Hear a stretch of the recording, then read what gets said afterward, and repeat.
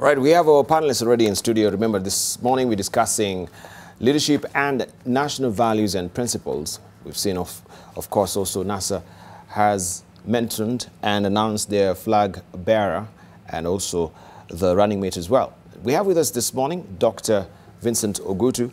Also, we have with us Dr. Mwangi, and we do have with us Dr. Akinyemi Wale. And we'll be drilling deeper on these national values and principles with them.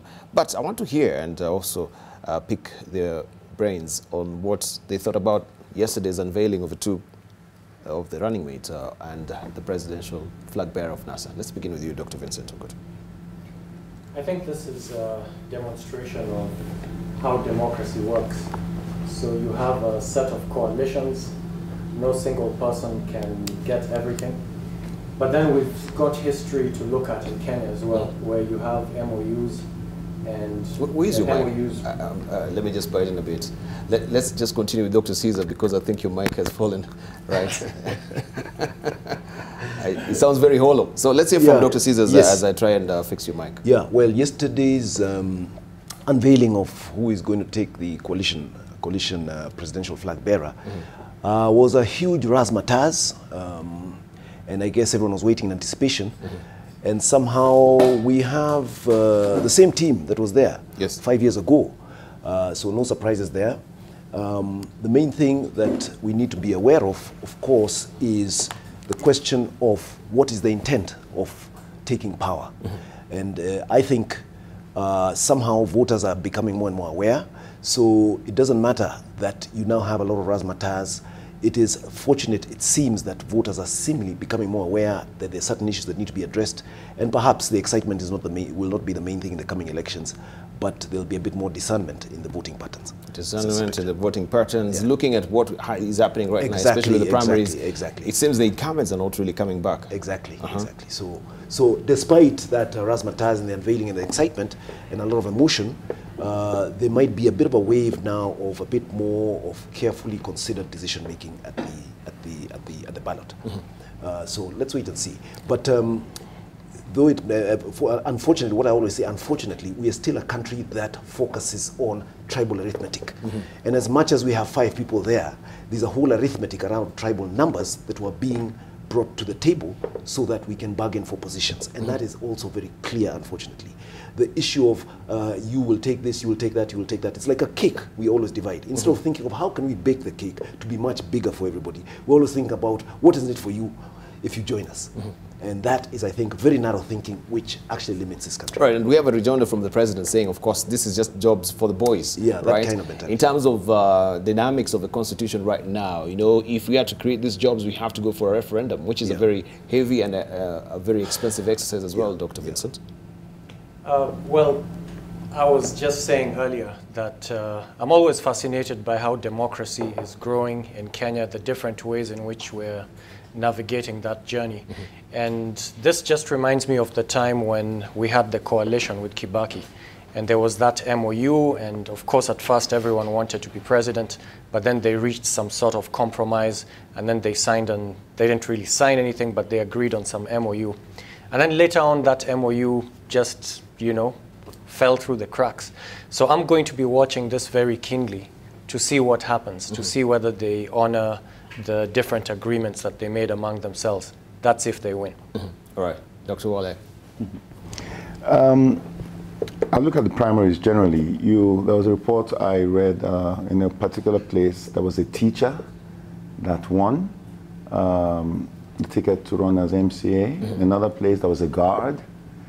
And we've seen incumbents being toppled. And I say that's a great sign, actually. I think we can say democracy rising, you know, on that front. Because I think on this show I have defined my definition of democracy is when the child of a nobody can become somebody without knowing anybody. So on a level, we are beginning to see that.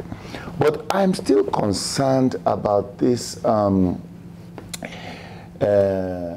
you will get this position, you will get that position. Is it about positions, really? And for me, the way it looks is who benefits from these positions that we create? Does it trickle to the people, or is it just for the benefit of those who are in those positions? And like you rightly said, it's not going to be an easy thing to create those positions. In fact, I was reading some threads on Twitter. Yes. And somebody said, I think one of the most hilarious things, he said, promising these positions is like slaughtering a goat and agreeing on who will get the gizzard. You know? So I think it's just a question that we need to ask, who benefits at the end of the day? How does the position of a chief minister benefit the people at the end of the day? Or are we just adding more fuel to the flames of our tribal politics? Are we adding more, Dr. Vincent? Well, unfortunately, in Kenya, the way the numbers are played, so far it's still tribalism. And I'm not seeing much change from that. So the way they've divided it is according to the way the country works. If you want to get numbers, then that's the way they do it. So I'm just hoping a day will come when people vote on issues, when it's no longer about who the tribal leader is. And also I'm hoping people wake up, and in some places you're actually seeing that. You're seeing incumbents who have been unseated because the people are not happy. They didn't see the results. And that's not the first time this has happened. We've had the election in Kibaki too, where 70% of the incumbents were removed. So that was a huge demonstration of dissatisfaction by the electorate. So I'm hoping people keep getting educated and voting not because of which tribe this person is from or which family this person is from, but according to how have they performed, what's their track record. That's what I hope to see going forward. All right, Dr. Caesar. Yeah, in fact, yesterday I was in a meeting at KEPSA, and one of the speakers, it was Ketso Godan, who actually mentioned something very interesting. He said, in most emerging African countries, in most African countries, the highest paying jobs are in politics. And the second highest paying job is when you work for a parastatal, or you're in a senior position in government. And eventually, the third highest paying job is maybe when you work for a multinational at senior level. And the least paying job is sometimes honest entrepreneurship. Yes.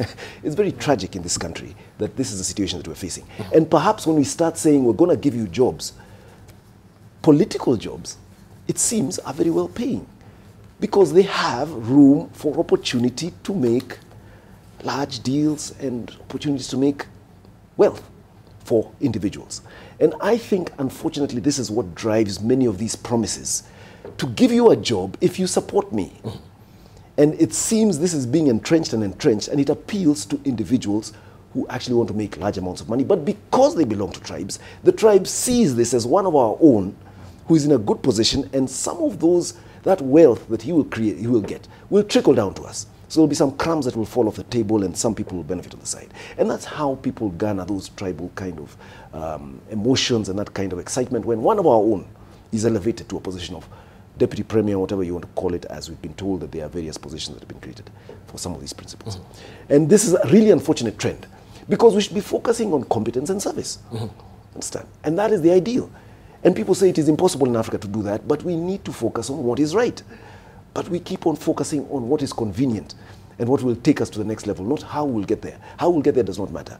It is what we need to do to get as many people to support us. And it's sometimes very unfortunate. Right. Don't you think also maybe we have a different changing pattern right now, especially with this particular primaries, if is anything to go by? Yes. That we have also people electing, not people as we normally take them to be of the, upper reaches maybe of the government, but people who are, common mwananchi, the cart pusher, and we have also the watchmen being elected as MCAs right now. This is what we've experienced from the ground. Is the mentality, are we having a paradigm shift as far as maybe how we look at leaders? You don't have to be having the wherewithal, but if you are resonating with mwananchi, then we give you that particular card. It gives me hope when I see that sort of thing happening. I wish it happened on a wider scale. So it gives me hope because there's a chance that somebody who is honest, who clearly wants to help the people, yes, can get elected. That people have that room for electing, say, a charismatic leader.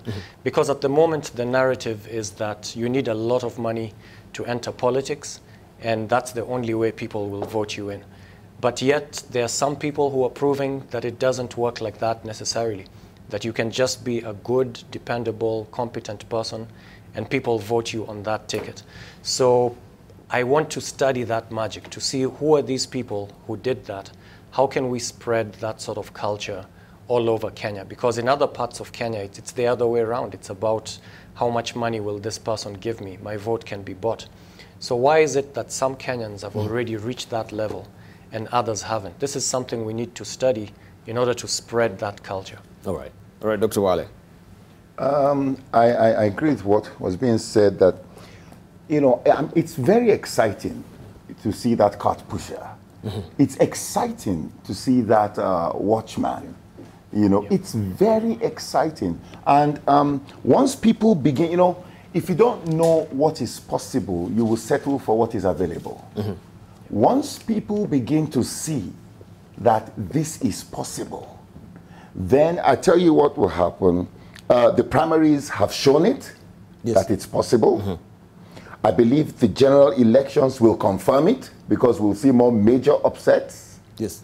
And by the time we're getting to the next elections in 2022, that will I believe that will just establish it.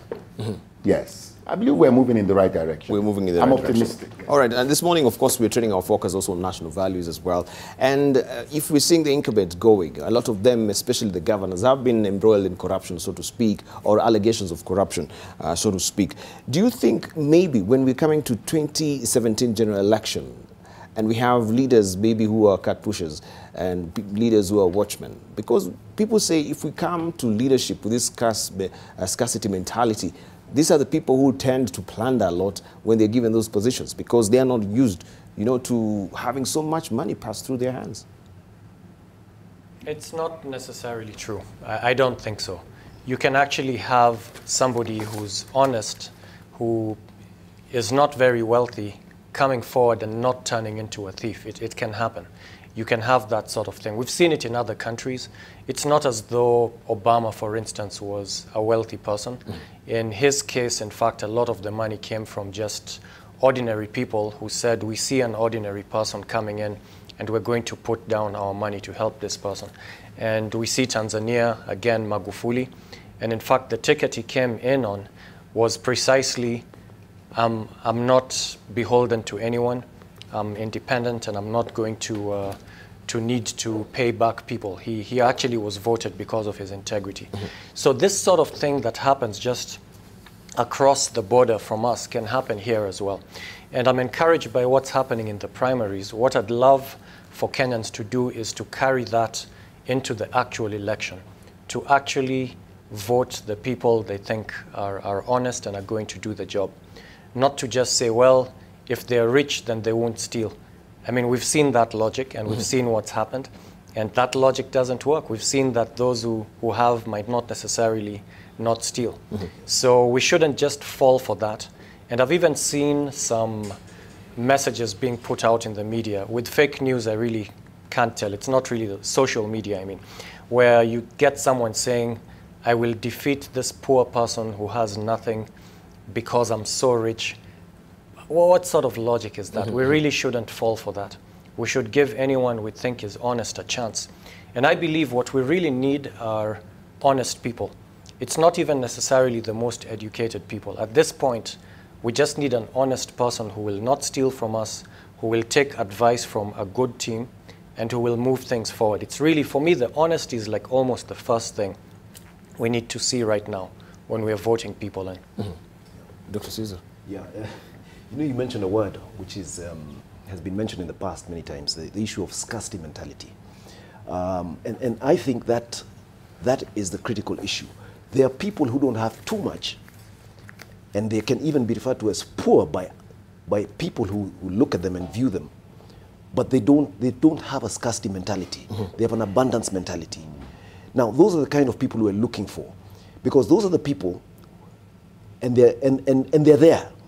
And I think we're seeing a wind of change where people are realizing, yes, this gentleman is a security guard, for argument's sake, for example, but he's a person who has a rich spirit which he's willing to share with others, and he looks like he can serve others. That's an abundance mentality, even if he earns the minimum wage of, is it 12 or 13,000 shillings a month. And in fact, I have a very, very good friend of mine who was a security guard, but he's now a businessman. And what really excites me when I meet that gentleman is that he tells me, you know what, Caesar, I'm not a very big businessman. In fact, I used to earn 5,000 shillings as a security guard. But now that I earn 30,000 shillings, I have more than enough to help so many people with the 30,000 shillings I earn. And he's actually a businessman in Kawangware, where he lives. See? And I find this gentleman so exuberant, so jolly, so generous, that I realize, despite his low earnings, but to him they are huge, he's able to help so many people. You see? Now, there are people like that out there, and they're being noticed. And I think what Dr. Wale said is, I think there's a wind of change taking place. You can fool people some of the time, you can try and fool them all the time, but you cannot fool them all the time. It doesn't work. So the chickens are coming home to roost, and people need to be aware that you cannot play the same game for 40, 50 years and expect to keep on fooling people all the time. And I think that change is taking place now. Right. Yeah. Scarcity mentality, Dr. Wale. You know, I think the people that really, really have the scarcity mentality are the wealthy people that steal when they get into power. And why do they steal? It is because they don't know how they will honestly make that money. And so, it's like, wow, here is money. And I say that is a scarcity mentality. A scarcity mentality is not necessarily that you don't have. Because you could have an abundant mind that's processing things, you know, leading you there. Yet, and that's why I want to refer to the Bible. Yes. There was a parable Jesus talked about talents. And he gave, to some he gave 5, to another one he gave 2, to another one he gave 1. And he gave each man according to his ability. That's the key thing. According to his ability. Now, the interesting thing is the one that was given 5 produced 5 more. The one that was given 2 produced 2 more. The one that was given 1 did not know what to do with even 1. He buried it. Now, but where I'm going is that Jesus now says later on to the one that had 5 and the one that had 2, he says, welcome, well done, thou good and faithful servant. He says, you have been faithful over a few things. I will make you ruler over many things. Now listen, well done, good and faithful servant. So he starts as servant, you shall be ruler. Now, we have been victims of an ignorant electorate. Why do I say victims of an ignorant electorate? And things are changing now, like we're seeing. We have elected people that have not been faithful in little. We have been swayed by career politicians who have nothing to show. They have not shown the abundance of their mind in creating anything. And so I believe where we are right now is the scarcity mentality. Don't let us mistake that for the person who does not have something yet. The scarcity mentality is actually more prevalent with the people who are there, they have money, but they still keep stealing because they don't know how else to get that money. Thank you.